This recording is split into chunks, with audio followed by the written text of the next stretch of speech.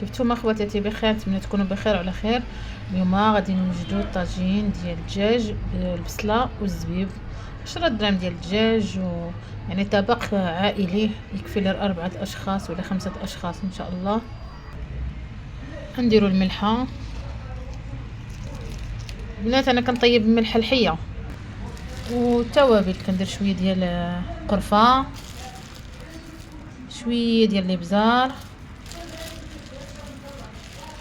وسكينجبير، الخرقوم وسكينجبير. كندير سكينجبير شويه يكون زايد صافي.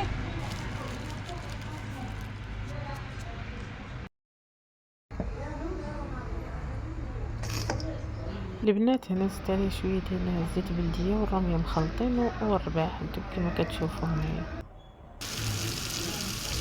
البنات من بعد ما تقلى شويه ديال اللحيمات انا نزيد لهم البصله.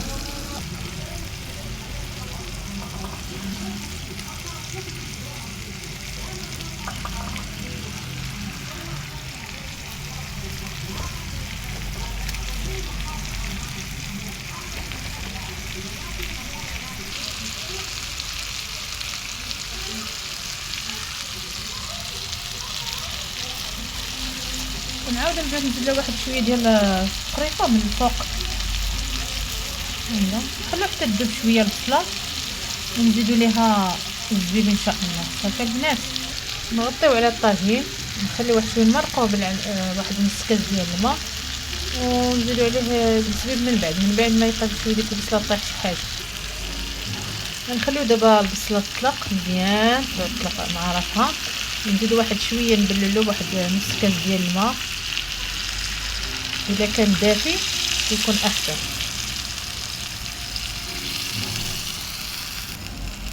ومن بعد نزيدو الزبيب ديالنا، نخليو حتى تطلق ديك البصله مزيان ونزيدو لها الزبيب ان شاء الله.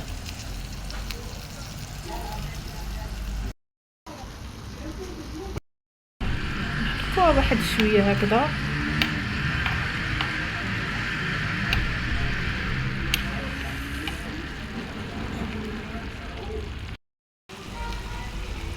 دابا نزيدو الزبيب البنات.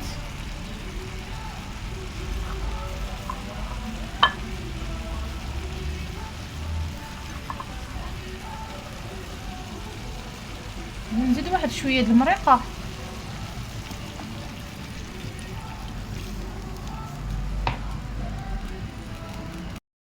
البنات انا زدت عليه دابا الزبيب ومرقته واحد شويه، ودابا غنسد عليه بلا ما طاب داك الزبيب ان شاء الله.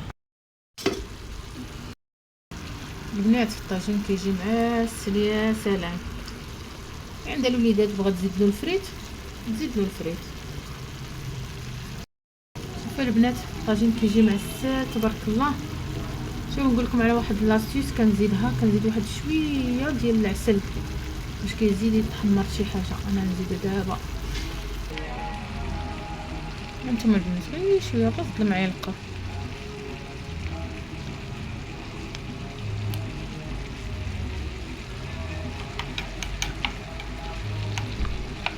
كيطلق واحد البنه زوينه. هاد العسل البنات مصايبه في الدار ماشي شريته، صايبته في الدار.